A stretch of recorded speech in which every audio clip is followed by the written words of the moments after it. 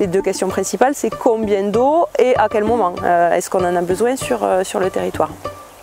Je m'appelle Marie Granier, je suis salariée au Parc naturel régional de Camargue. Je suis Régis Vianney, je suis le directeur du Parc naturel régional de Camargue. Je travaille sur toutes les questions de gestion de l'eau à l'échelle du territoire. Le Parc naturel régional de Camargue, c'est un organisme public, c'est un syndicat mixte qui gère un territoire, c'est le delta du Rhône.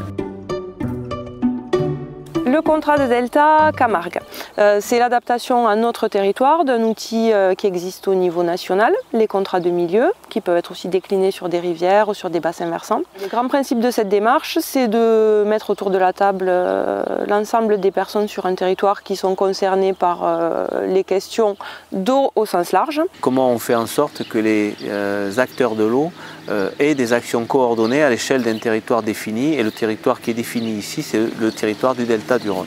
Le grand objectif, c'est d'améliorer la qualité, la quantité, le partage de la ressource et d'assurer les besoins en eau aussi des milieux naturels.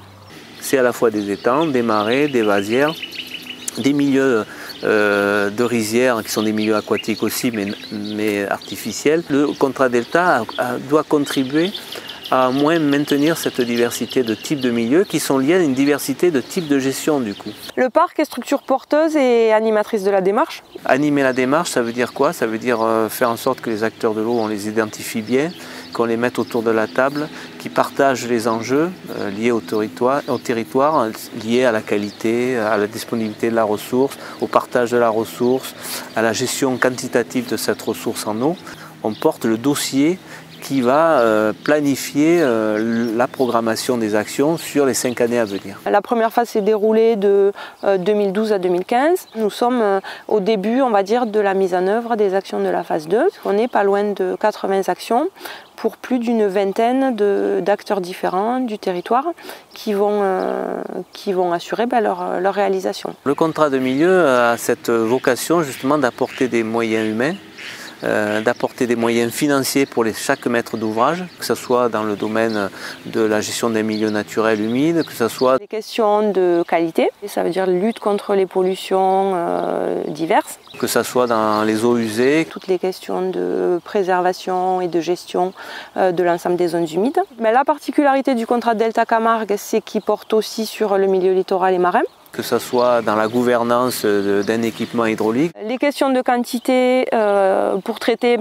en Camargue d'un sujet très important, tout ce qui va être gestion hydraulique. Et ensuite, on a des volets un peu plus transversaux. Un sur la connaissance et le suivi, et un autre volet transversal qu'on a nommé sensibilisation et gouvernance. C'est tout ça le contrat delta. Le contrat delta permet aussi d'accompagner des acteurs de l'eau qui n'auraient pas pu réaliser leur opération s'il n'y avait pas eu ce cadre partenarial et ce cadre contractuel entre les financeurs et le maître d'ouvrage. Le fait que le programme d'action est justement coordonné, construit ensemble et cohérent facilite en fait la mobilisation d'aides financières de la part de l'Agence de l'eau Rhône-Méditerranée-Corse, de la région PACA et du département des Bouches-du-Rhône en particulier. Il faut que cette dynamique elle se poursuive.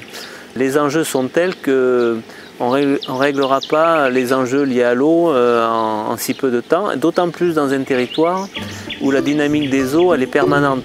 Elle est conditionnée par les évolutions globales, notamment le changement climatique. Je pense qu'il y a encore beaucoup de temps à consacrer à ce contrat de delta. Rendez-vous dans 2 ans pour le savoir.